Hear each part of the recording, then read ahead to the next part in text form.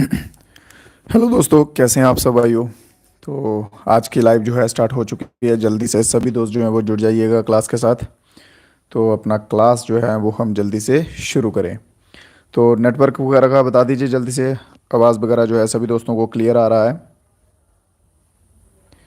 चलिए चलिए चलिए, सभी दोस्त जुड़ जाइए जल्दी से। ओके। तो मेरे भाइयों ओके है सब, वॉइस वगैरह एंड पे क्लियर है। तो आज के जो क्वेश्चंस हैं वो हम स्टार्ट करेंगे। तो आज की क्लास में भी हम कितने क्वेश्चंस करने वाले हैं? 20 क्वेश्चन जो है वो करने वाले हैं, ठीक है। जैसे कि हम सुपर 20 क्वेश्चन की सीरीज़ जो है वो लेके चल रहे हैं PYQ बेस्ड पे। तो इसी बेस्ड पे हम जो है अपनी आगे की जो सीरीज़ है उसको कंटिन्यू करते हुए चलेंगे, ठीक है। तो आपके एंड तक एग्ज़ाम आते आते आपको जीके के जो आपके 50 क्वेश्चन आने वाले हैं उसमें आपको महारत हासिल, जहाँ आप कह सकते हैं टॉप लेवल तक पहुंचाने का वादा मेरा है आपसे। क्लियर है? तो चलते हैं, शुरू करते हैं। रिजवाना, बिलाल और संदीप भाई जुड़ चुके हैं साथ में। तो चलिए क्लास में आज देखते हैं फर्स्ट क्वेश्चन क्या कहता है। Which year was the parliament house local area development plan, ठीक है। कौन से साल में parliament house local area development plan जो है वो आया था? एक मैंने आपसे व्हाट्सएप पे एक पोल करके पूछा था कि क्लास जो है वो ठीक है कि कुछ इंप्रूवमेंट करने की ज़रूरत है।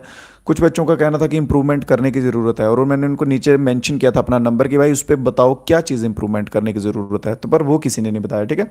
तो वो भी बताना होता है कि क्या इंप्रूवमेंट जो है वो मैं आपके लिए कर सकता हूँ, क्वेश्चंस का लेवल या कुछ भी जो आपको लगता है वो अपना सजेशन देना होता है, ठीक है। तो चलिए बात कर रहे हैं यहाँ पे parliament house local area development plan की।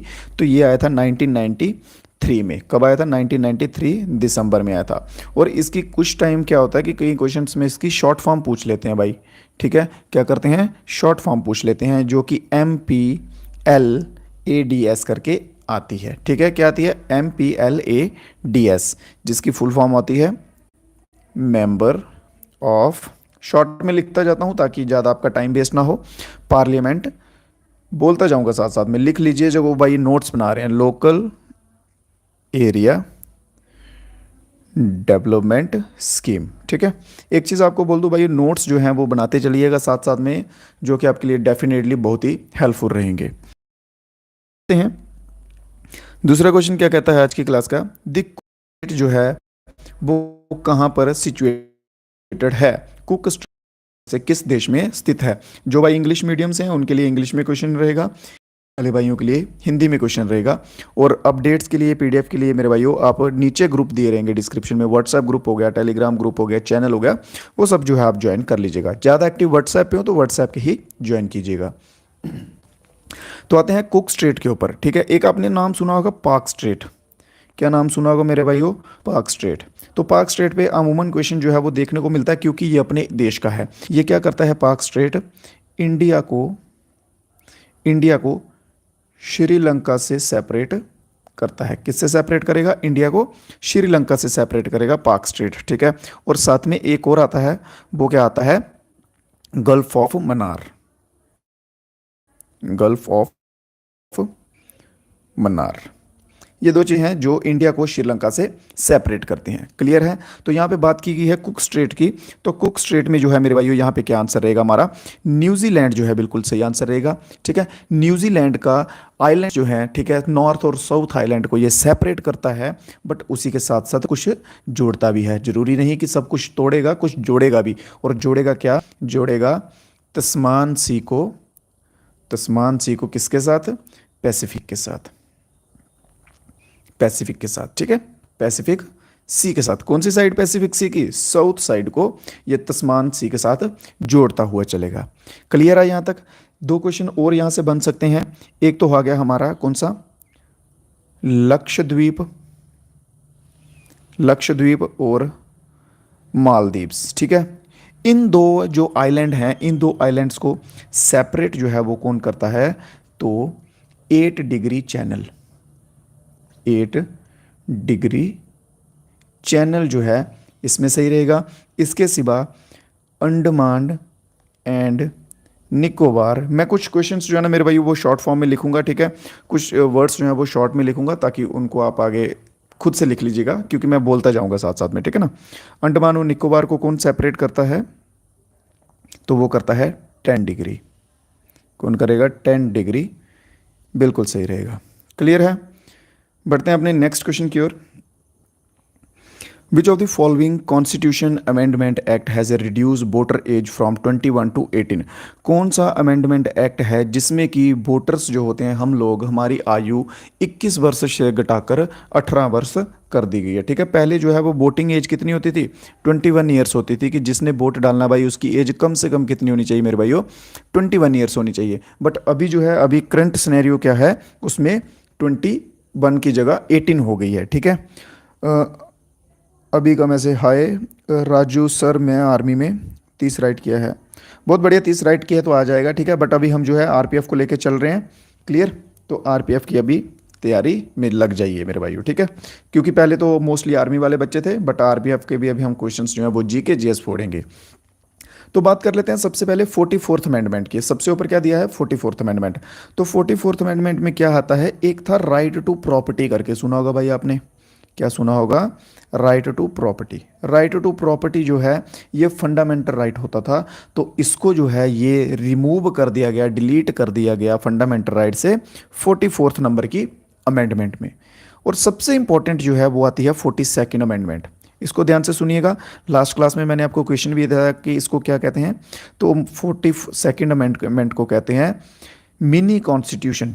ठीक है, इसे क्या कहते हैं, मिनी कॉन्स्टिट्यूशन कहते हैं, जो कि 1976 में आई थी। कब, 1976 में। क्लियर है, इसमें 3 वर्ड जो है मेरे भाई वो जुड़े थे। 3 वर्ड, वो कौन कौन से थे, सोशलिस्ट, सेकुलर एंड इंटीग्रिटी। इसके ऊपर किस तरह से क्वेश्चन पूछता है कि वो 4 कोई ऑप्शंस दे देगा, 4 वर्ड्स दे देगा, तो बोलेगा इनमें से एक बताओ जो कि 42nd अमेंडमेंट के अकॉर्डिंग ऐड नहीं हुआ था। इधर फैटर्निटी लिख देगा, रिपब्लिक लिख देगा, या कुछ भी लिख देगा। ठीक है, वैसा वर्ड लिख देगा। तो ये 3 वर्ड्स जो हैं ये ऐड हुए थे इसके अंडर। और इसमें एडिशनल और क्या हुआ था कि पावर्स जो हैं, पावर ट्रांसफर हुई थी किसको, सेंटर को, ज़्यादा टू सेंटर। सेंटर को जो है वो ज़्यादा पावर ट्रांसफर हुई थी, जिससे सेंटर जो है वो और स्ट्रांग हुआ था। क्लियर है, 42nd अमेंडमेंट भी हो गई। अब बचती है 69 छोड़िए, 61st वो अमेंडमेंट है जिसमें कि 21 वर्ष से घटाकर जो है वो आयु कितनी कर दी गई थी, तो 18 वर्ष, 18 एज जो है वो कर दी गई थी, किसके लिए, वोटर्स के लिए। क्लियर है, चलिए नेक्स्ट क्वेश्चन देखते हैं इसी के साथ अपना।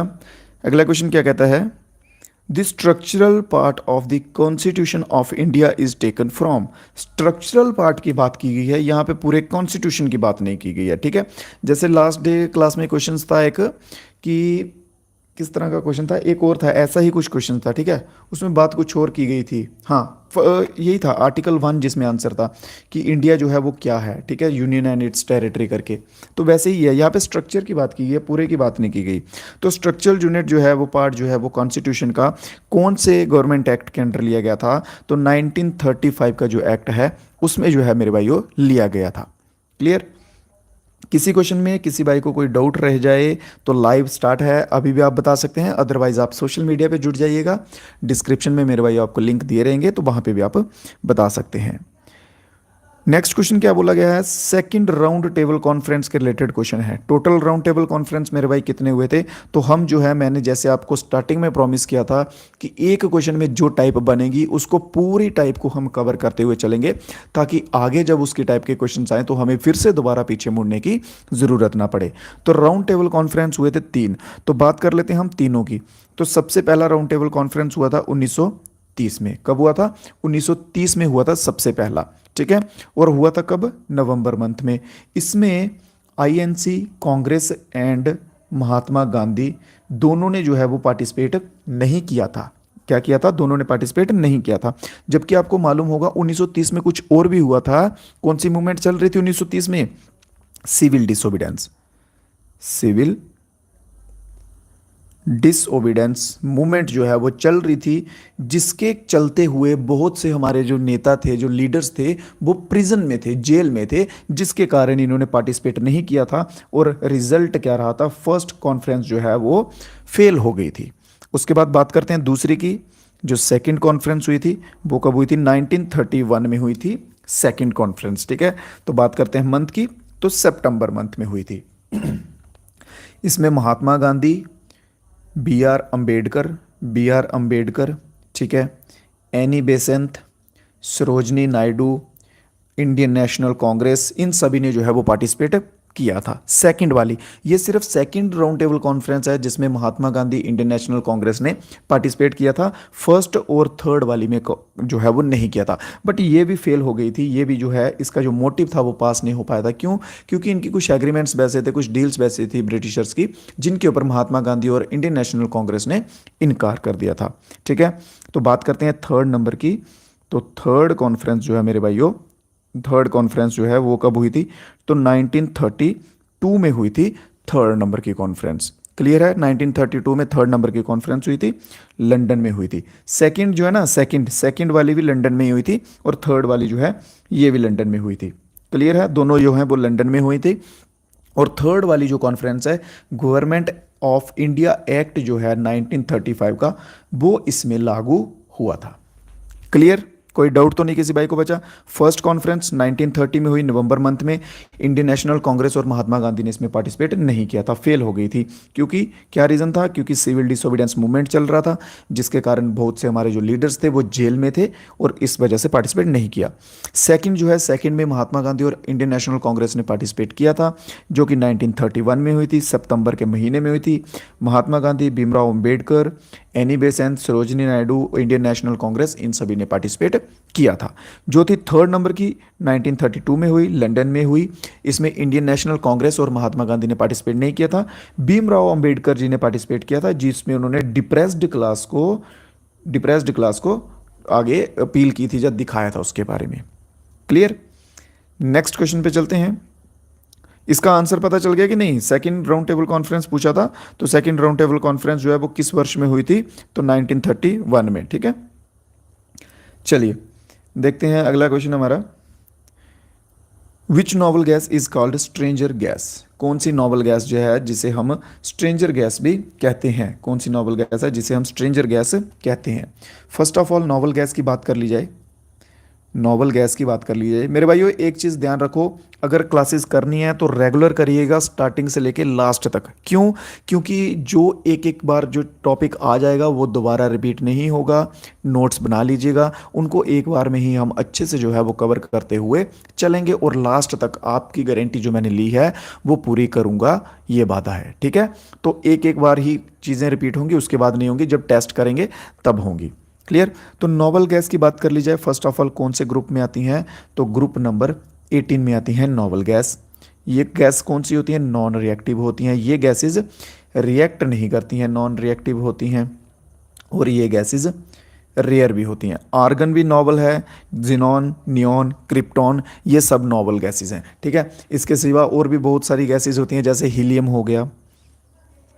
हीलियम भी जो है वो यही है, नोबल गैस है। ठीक है, तो ये जो है ये नोबल गैसेस की कैटेगरी में आती हैं। बट यहाँ पे इन्होंने क्वेश्चन में क्या पूछा कि स्ट्रेंज गैस किसे कहते हैं? तो ऑप्शन नंबर बी यहाँ पे हमारा सही रहेगा। जिनॉन को जो है वो स्ट्रेंज गैस कहते हैं। क्यों? क्योंकि इसका जो है वो ग्रीक लैंग्वेज में मीनिंग होता है। ठीक है, ग्रीक लैंग्वेज में मीनिंग क्या होता है? स्ट्रेंज जो है इसका मीनिंग होता है। तो ऑप्शन नंबर बी हमारा यहाँ पे मेरे भाइयों बिल्कुल सही रहेगा। ठीक है, नोबल गैसेस, इनको कई बार क्या कहते हैं? इनर्ट गैसेस भी कहते हैं, इनर्ट गैसेस। ठीक है, तो इसमें कंफ्यूज नहीं होना है। क्लियर? नोबल गैसेस का टॉपिक क्लियर है? चलिए अगला क्वेश्चन देखते हैं मेरे भाइयों। यहाँ पे बात की गई है part 6 of the constitution of India is related to. Constitution के पार्ट नंबर 6 में जो है वो क्या आता है?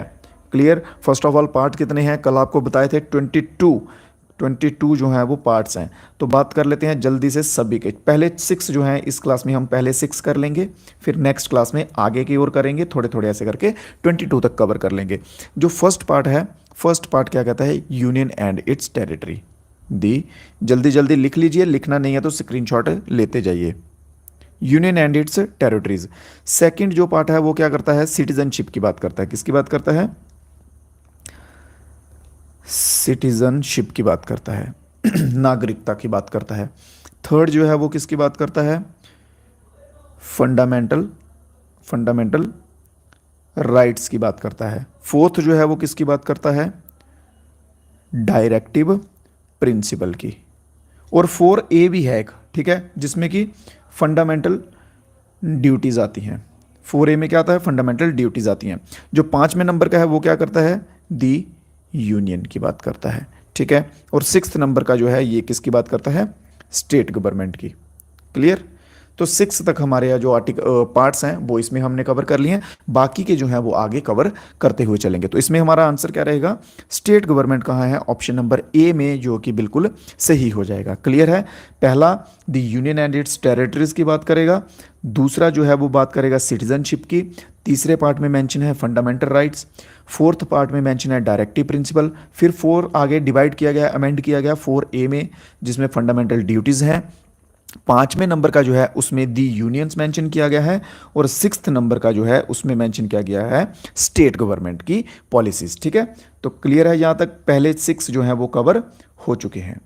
तो बढ़ते हैं अपने नेक्स्ट क्वेश्चन की ओर। पूरी क्लास कीजिएगा मेरे भाइयों, तभी क्वेश्चंस जो हैं वो समझ आएंगे और लास्ट में आप अपना रिव्यू भी जो है वो दे पाएंगे। क्लियर। तो यहाँ पे पूछा गया है भाई, फुल फॉर्म पूछी गई है NDTL। देखिए NDTL की अगर आप फुल फॉर्म पूछेंगे ना, तो ये इकोनॉमिक्स में भी एक वर्ड आता है बैंकिंग के रिलेटेड, तो एक इसकी फुल फॉर्म वहाँ भी बनती है, बट इन्होंने साथ में मेंशन कर दिया है under ministry of youth affair and sports. ठीक है, इन्होंने ये भी मेंशन कर दिया। इसके अंडर बताइए, यूथ अफेयर्स के अंडर, कि इसकी फुल फॉर्म जो है वो क्या है। ट्राई कीजिए मेरे भाइयों, साथ साथ में आप भी कभी कभार बीच में एक आधा आंसर्स जो है वो देने की कोशिश कीजिए कमेंट बॉक्स में, लाइव चल रहा है। ठीक है, चलिए, तो इसकी जो फुल फॉर्म है वो यूथ अफेयर्स एंड स्पोर्ट्स के अंडर क्या आती है, national dope testing laboratory. In case इसके अलावा अगर बैंक के रिलेटेड पूछा हो या इकोनॉमिक सब्जेक्ट की पूछा हो, तो लिख लीजिए जल्दी से, क्या रहेगी उसकी, net demand and time liabilities. ठीक है, net demand and time liabilities. ठीक है, क्लियर। चलिए अगला क्वेश्चन देखते हैं। नेक्स्ट क्वेश्चन क्या बोला है मेरे भाई,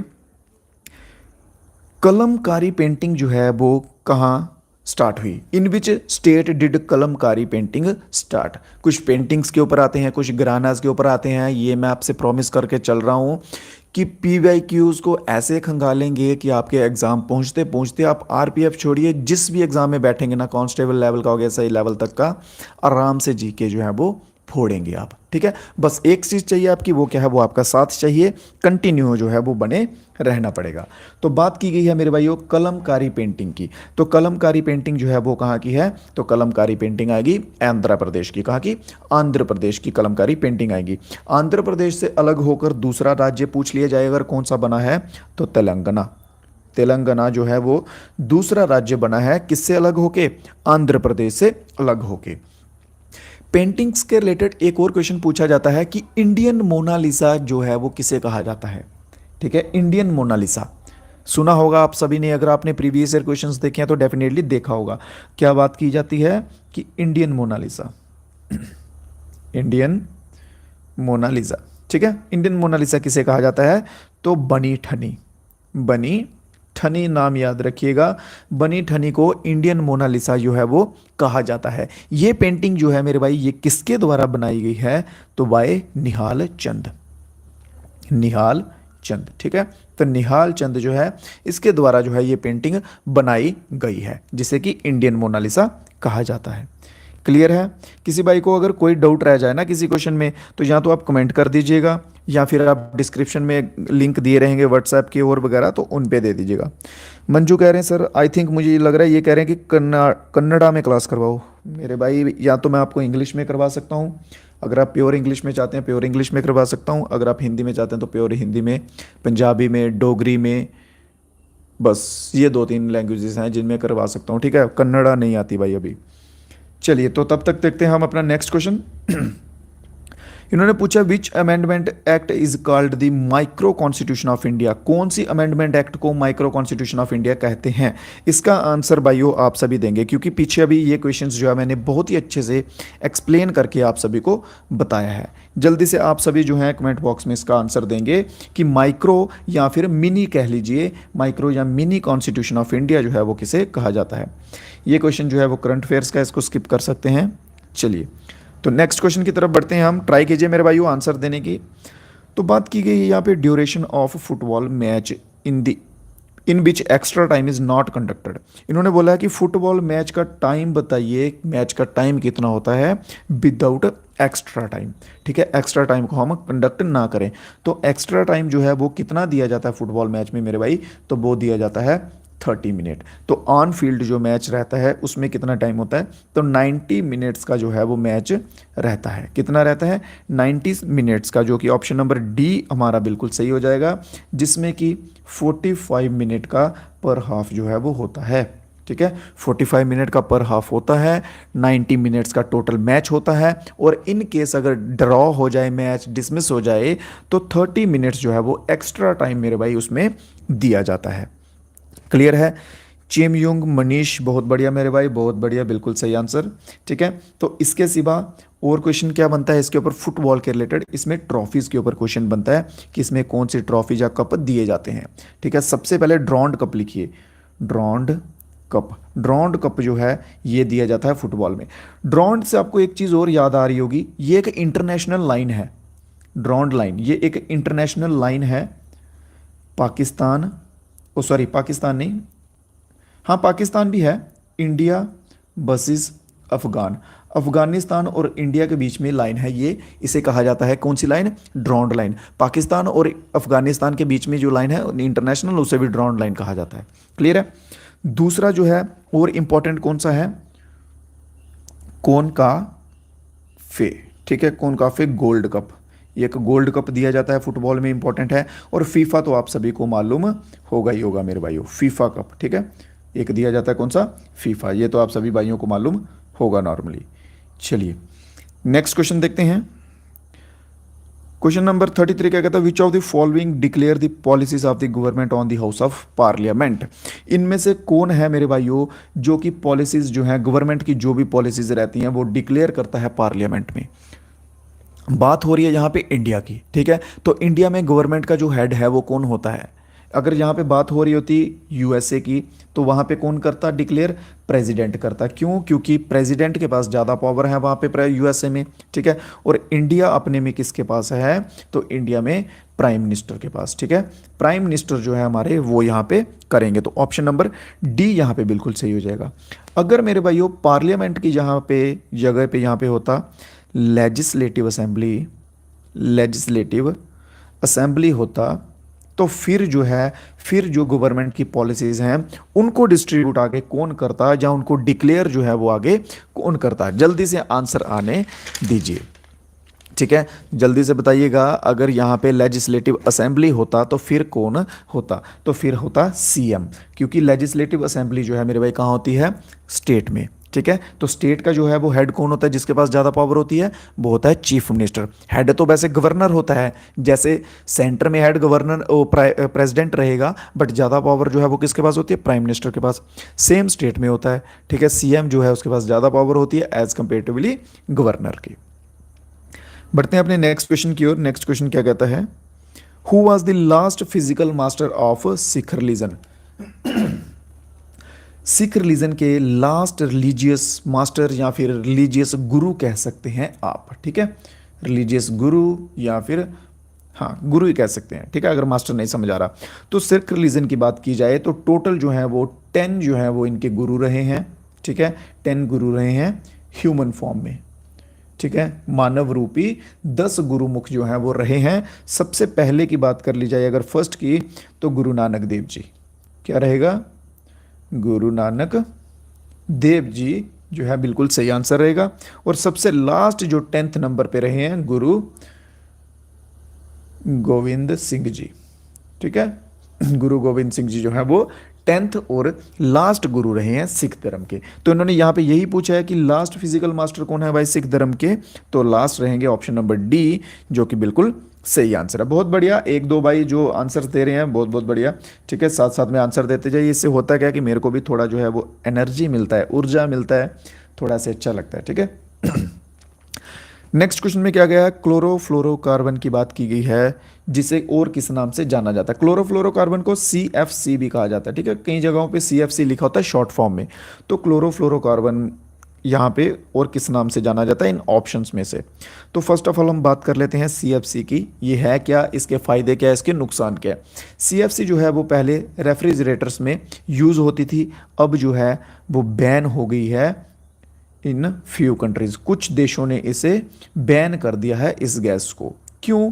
क्योंकि वर्ल्ड वॉर 2 जो हुई थी, वर्ल्ड वॉर 2 में यूज़ हुई थी सीएफसी। ठीक है, क्लोरोफ्लोरोकार्बन जो गैस है ये वर्ल्ड वॉर 2 में यूज़ हुई थी। होता क्या था, इसका नुकसान क्या था, क्यों इसको बैन किया? क्योंकि जब इसके एटम्स जो हैं वो फटते थे तो वो जो हमारी एटमॉस्फेयर की लेयर है, ठीक है, जिसे हम ओजोन लेयर कहते हैं, जिसे हम क्या कहते हैं, ओजोन लेयर मेरे भाई कहते हैं, उसको ये डिप्लेक्ट करती थी, उसको नुकसान पहुंचाती थी, जिसकी वजह से ओजोन लेयर जो है वो आप कह सकते हैं कि ख़त्म हो जाती। अगर ओजोन लेयर जो है वो ख़त्म हो जाती तो क्या होता, UV rays, ultraviolet rays जो हैं वो डायरेक्ट अर्थ के ऊपर टच करती, अर्थ पर आती, और वो जो है वो बहुत ही खतरनाक रेज होती हैं, जो कि अगर ह्यूमन बॉडी जो है, ह्यूमन स्किन अगर उसके कांटेक्ट में आती है तो उससे बहुत सारे आप कह सकते हैं स्किन रिलेटेड डिजीज़ जो है वो होते हैं। ठीक है, तो इसीलिए जो है वो क्लोरोफ्लोरोकार्बन को बैन कर दिया गया अपनी ओजोन लेयर को बचाने के लिए। ठीक है, चेमयुंग बहुत बढ़िया मेरे भाई, बिल्कुल सही आंसर। फिरौन जो है यहाँ पे बिल्कुल सही आंसर हो जाएगा। क्लोरोफ्लोरोकार्बन को और किस नाम से जाना जाता है, फिरौन नाम से जाना जाता है। क्लियर है? नेक्स्ट क्वेश्चन के ऊपर बढ़ते हैं। मैं फिर से बोल रहा हूँ मेरे भाइयों, किसी क्वेश्चन में कोई डाउट रह जाए मेरे भाई को तो बता सकते हैं, मैं यहाँ पे हूँ डाउट्स लेने के लिए आपके। ठीक है, नेक्स्ट क्वेश्चन है कालिदास से रिलेटेड क्वेश्चन है, कालिदास के प्लेस से, कि कालिदास ने निम्नलिखित में से कौन सा नाटक लिखा है। ठीक है, मोरिस छोड़िए, जो इंपॉर्टेंट रहेंगे, जो एग्जाम पॉइंट ऑफ व्यू से इंपॉर्टेंट रहेंगे वो चीज़ें मैं डेफिनेटली कवर करता हुआ चलूंगा। तो सबसे पहले रत्नावली की बात करते हैं। ये किसने लिखा है, हर्षा ने लिखा है। ठीक है, हर्षवर्धना। हर्षवर्धना का टाइम पीरियड की बात कर ली जाए, 606 टू 647 तक का इनका टाइम पीरियड था हर्षवर्धना का। ठीक है, और हर्षवर्धन के टाइम पीरियड में एक चाइनीज़ ट्रैवलर आए थे। कौन आए थे? एक चाइनीज़ ट्रैवलर आए थे जिनका नाम क्या था, ह्यून त्सेंग। ह्यून त्सेंग इनका नाम था। इनकी बुक एक लिखी थी इन्होंने, जिसके ऊपर अमूमन क्वेश्चन पूछा जाता है, सी यू की। ठीक है, ये इनकी बुक का नाम है, किसकी, ह्यून त्सेंग की। ठीक है, तो ह्यून त्सेंग आया था हर्षा के टाइम पीरियड में, जो कि एक चाइनीज ट्रैवलर था। हर्षा का टाइम पीरियड जो था वो था 606 से लेके 647 वीसी का टाइम पीरियड जो था वो इसका था।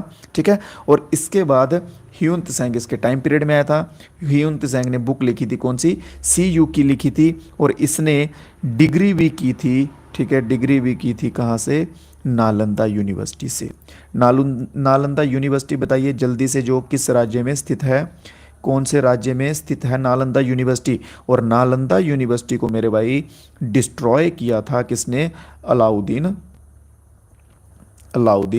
खिलजी ने। खिलजी, ठीक है, अलाउद्दीन खिलजी ने जो है वो नालंदा यूनिवर्सिटी को डिस्ट्रॉय किया था। और माना जाता है कि वो इतनी बड़ी यूनिवर्सिटी थी, इतनी बड़ी उसकी लाइब्रेरी थी, कि कई दिनों तक जो है उसकी लाइब्रेरी में आग लगी रही थी। क्लियर? चलिए, तो यहाँ पे आंसर, हाँ सॉरी आंसर भी लिख लीजिए, आंसर तो मैंने बताया नहीं, आगे बढ़ रहा हूँ।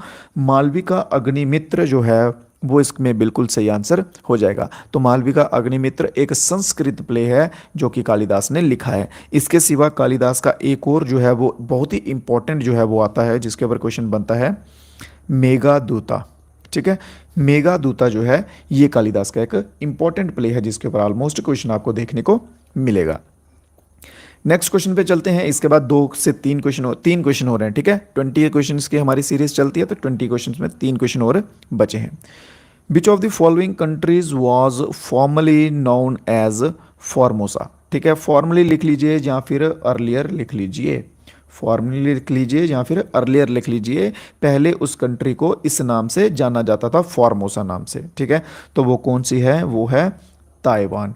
ताइवान जो है, ताइवान आइलैंड, इसे जाना जाता था फॉर्मोसा नाम से। क्यों? क्योंकि इसका मीनिंग जो है वो क्या बनता है, ब्यूटीफुल आइलैंड। क्या बनता है, ब्यूटीफुल आइलैंड जो है इसका मीनिंग बनता है। तो इसकी जो है मेन आइलैंड को इस नाम से जाना जाता था, फॉर्मोसा नाम से। तो क्या रहेगा आंसर, ऑप्शन नंबर सी मेरे भाई बिल्कुल सही रहेगा। कॉन्स्टिट्यूशन ऑफ इंडिया, यहाँ पे बताइएगा सभी, पढ़िए जल्दी से इनको, कि जो भारत का कॉन्स्टिट्यूशन है वो क्या है। पिक्टोरियल डॉक्यूमेंट है। पिक्टोरियल डॉक्यूमेंट होता है पिक्चर्स फॉर्म में, पिक्चर फॉर्म में है भारत का कॉन्स्टिट्यूशन, ठीक है। लॉन्गेस्ट रिटन कॉन्स्टिट्यूशन है, ठीक है, just a minute. Longest constitution है, ठीक है, या फिर प्रिंटेड डॉक्यूमेंट है कि प्रिंट किया हुआ डॉक्यूमेंट है, क्लियर, या फिर अनरिटन कॉन्स्टिट्यूशन है, जैसे कि किसका, ब्रिटेन का, ब्रिटेन का, इंग्लैंड का, आप कह सकते हैं। ब्रिटेन इंग्लैंड जैसी कंट्री है, उनका कॉन्स्टिट्यूशन जो है वो लिखा हुआ नहीं है, ठीक है, वो ऐसे ही है। तो जल्दी से बताइए कौन सा जो है इसमें आंसर बिल्कुल सही रहेगा।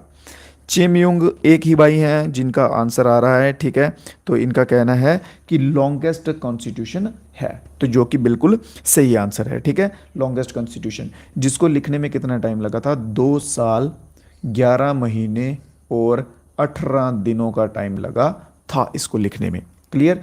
कॉन्स्टिट्यूशन के ऊपर और भी बहुत सारे क्वेश्चंस आते हैं, तो चलो अभी लगे हाथ कवर कर लेते हैं।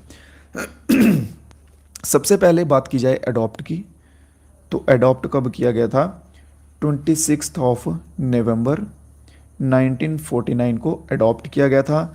फिर उसके बाद बात करते हैं इम्प्लीमेंट करने की, इम्प्लीमेंट या फिर आप कह सकते हैं फोर्स करने की, जहाँ लागू कब हुआ था, ठीक है, उस टाइप का, तो वो हुआ था 26 ऑफ जनवरी 1950 में लागू हो गया था। ये 2 पॉइंट क्लियर हो गए। अब जो है कॉन्स्टिट्यूएंट असेंबली ने इसे अडॉप्ट तो किया था तब, तो बट बात कर लें कि उसके कॉन्स्टिट्यूएंट असेंबली जो है उसके चेयरमैन कौन थे, कॉन्स्टिट्यूएंट असेंबली के चेयरमैन कौन थे, तो भीमराव अंबेडकर, भीमराव अंबेडकर जो है वो कौन थे, कॉन्स्टिट्यूएंट असेंबली के चेयरमैन थे, क्लियर है। इसके सिवा जो हमारा कॉन्स्टिट्यूशन है, कॉन्स्टिट्यूशन में अमेंडमेंट्स भी तो होती हैं ना मेरे भाई, कॉन्स्टिट्यूशन में अमेंडमेंट भी होती हैं, ठीक है। तो ये जो अमेंडमेंट हैं ये कौन से पार्ट के अंदर मेंशन है, तो पार्ट 20 जो है, पार्ट 20 में अमेंडमेंट हो सकती है इंडियन कॉन्स्टिट्यूशन में। पार्ट 6 तक जो है वो मैंने आपको आज याद करवा दिए हैं, पार्ट 6 तक आपको पढ़ा दिए हैं, ठीक है। अभी धीरे धीरे करके 22 जो है वो कंप्लीट कर लेंगे, ठीक है। क्लास जब खत्म हो जाएगी उसके बाद आप सभी भाई नोट्स जो बनाए होंगे उसकी रिवीजन कीजिए। रिवीजन नहीं करनी है, वैसे नोट्स नहीं बनाए तो फिर से एक बार क्लास देखिएगा, वीकली मंथली इस टाइप से रिवीजन जो है वो कीजिए, तो क्वेश्चंस आपको याद रहेंगे। क्योंकि हमारा दिमाग भाई विवेकानंद जी की तरह नहीं है, ह्यूमन ब्रेन हमारा जो है अभी साधारण दिमाग है, हमें कुछ ना कुछ टाइम के बाद जो है वो याद भूल जाएगा। अभी चाहे जितने मर्जी अच्छे से हमें क्वेश्चंस याद हो जाएंगे ना, बट एक टाइम पीरियड के बाद अगर हम उनको रिवाइज नहीं करेंगे, बार बार दिमाग को रिकॉल नहीं करवाएंगे कि ये चीज़ ऐसे है, तो वो हमें याद भूलती जाएगी, क्लियर है। तो कॉन्स्टिट्यूशन से रिलेटेड ही बात आती है। कॉन्स्टिट्यूशन इतना तो पता आपको हमारा रिटन कॉन्स्टिट्यूशन है, बट लिखा किसने था मेरे भाई, वो बता दीजिए अब, ठीक है। तो इन्होंने यहीं पे पूछा है कैलीग्राफिस्ट बताइए जिससे कि कॉन्स्टिट्यूशन का कहा जाता है, इंडियन कॉन्स्टिट्यूशन का कैलीग्राफिस्ट कौन है, तो प्रेम बिहारी नारायण रियाज ज़्यादा जो है, इन्हें जो है कैलीग्राफिस्ट कहा जाता है कॉन्स्टिट्यूशन ऑफ इंडिया की। इन्होंने क्या किया था, हैंड रिटन लिखा था, ठीक है, हैंड रिटन जो है वो लिखा था हाथों से। चलिए बढ़ते हैं आज के लास्ट क्वेश्चन की तरफ मेरे भाइयों। तो आज की क्लास का लास्ट क्वेश्चन जो है वो क्या कहता है, where was the only convention of Indian National Congress, ठीक है, कन्वेंशन लिख लीजिए, या फिर आप यहाँ पे मेंशन कन्वेंशन की जगह लिख सकते हैं प्रिसाइड, ठीक है, held under the chairman of Mahatma Gandhi. कौन सा कांग्रेस का एकमात्र जो है वो सेशन है जो महात्मा गांधी के अंडर प्रिसाइड हुआ था, जिसमें कि आप कह सकते हैं हेड जो है वो महात्मा गांधी थे, प्रिसाइड जो है वो महात्मा गांधी के द्वारा किया गया था, वो कौन सा सेशन था, ठीक है। सेशन तो बहुत सारे हुए हैं, चलिए पूछे जाते हैं ज़्यादातर पहले 3, तो पहले 3 की बात कर लेते हैं। फर्स्ट सेशन जो है वो कहाँ हुआ था, बॉम्बे में हुआ था।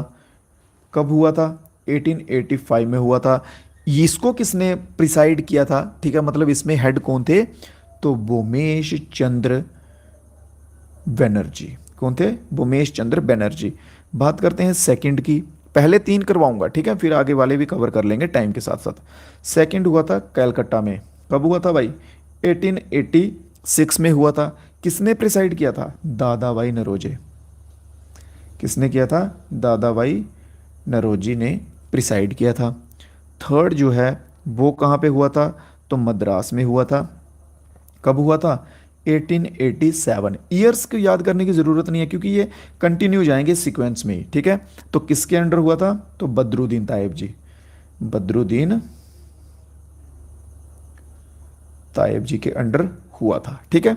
तो अब इन्होंने पूछा है कि एकमात्र बताइए जो कि महात्मा गांधी के अंदर हुआ था, अंडर हुआ था, तो वो था बेलगाम का। कहाँ का? बेलगाम का, जो कि 1924 में हुआ था। और कितने नंबर का था? 37th नंबर का, ठीक है। 1924 में जो है वो 37 नहीं, सॉरी 39th, ठीक है, 39 रहेगा। 39th नंबर का था, 1924 में जो है वो हुआ था। क्लियर है? तो ऑप्शन नंबर डी इसका जो है वो आंसर हो जाएगा, बिल्कुल सही। तो चलिए मेरे दोस्तों, आज की क्लास जो है वो ख़त्म हो चुकी है। बहुत बहुत शुक्रिया मेरे दोस्तों का, चेमजुंग बिलाल, ठीक है, और मंजू, बादवत विजय कुमार, मेरे भाई इजी स्टडीज़ राजू, ठीक है, राजू राजू एस के, संदीप, इन सभी का बहुत बहुत शुक्रिया, सभी दोस्तों का जुड़ने का क्लास में, ठीक है। और अपना रिव्यू जो है वो क्लास में जरूर दीजिएगा कि कमेंट बॉक्स करके, ठीक है, कमेंट बॉक्स में दीजिएगा, लाइव में नहीं। लाइव जब खत्म हो जाएगा उसके बाद रिव्यू मेरे भाई जरूर दीजिएगा कि क्लास जो आपको कैसी लगी है। अच्छी लगी है तो वीडियो को लाइक जरूर कीजिएगा, हो सके तो चैनल को सब्सक्राइब भी कर लीजिएगा ताकि और भी जो आगे वीडियोस आएंगे, क्लासेस आएंगे, वो आपको फ्रीली मिलते रहें, नोटिफिकेशन आपको टाइमली टाइमली पहुंचता रहे, ठीक है। तो कल से जो है हम रेगुलर हो जाएंगे अपनी क्लासेस को लेके। तो कल से लगातार धड़ाधड़ जो है वो क्लासेस चलेंगी आपके एग्ज़ाम तक। और अगर बने रहते हैं आप मेरे साथ तो इस बात की गारंटी मैं लेता हूँ मेरे भाइयों, फिर से कह रहा हूँ, जीके जेस आपका कवर मैं करवा दूंगा। क्लियर है? इतना सा भरोसा एक बार करके देख लीजिए, क्योंकि अभी तक आर्मी वाले बच्चों को सिर्फ पढ़ाता रहा था। आर्मी वाले बच्चों का भरोसा है, उनके रिजल्ट्स दिए हैं जीके जीएस में, अब आपकी बारी है। तो चलिए मिलेंगे कल फिर से नई क्लास में कुछ नए क्वेश्चंस के साथ। अगर किसी भाई का कोई डाउट है, कोई क्वेश्चन बच गया है मेरे भाइयों, तो बता सकते हैं जल्दी से। उसके सिवा हम कल फिर से मिलेंगे, ठीक है। Love you sir ji for every heart, बहुत मज़ा आ गया पढ़ने में। यही मेरे भाइयों, यही तमन्ना है, और ऐसे ही कमेंट्स जो है वो मैं चाहता भी हूँ, ठीक है, कि आप सभी को मज़ा आए पढ़ने में, अच्छा लगे और समझ आए। और सबसे बढ़िया कमेंट मेरे लिए वो होगा जिस दिन आप ये लिखेंगे कि सिलेक्शन भी हो गया है, ठीक है। जो जीके जीएस हमने पढ़ा था यहाँ से वहाँ से भी क्वेश्चंस देखने को मिल गए हैं। तो चलिए बहुत बहुत ऑल द बेस्ट आप सभी दोस्तों को आपके फ्यूचर्स के लिए, ठीक है। पढ़ते रहिए, मेहनत करते रहिए मेरे भाइयों। तो मिलेंगे कल फिर से नई क्लास में नए क्वेश्चंस के साथ, एक नए एनर्जी लेवल के साथ। तब तक के लिए दीजिए इजाज़त। जय हिंद, जय भारत।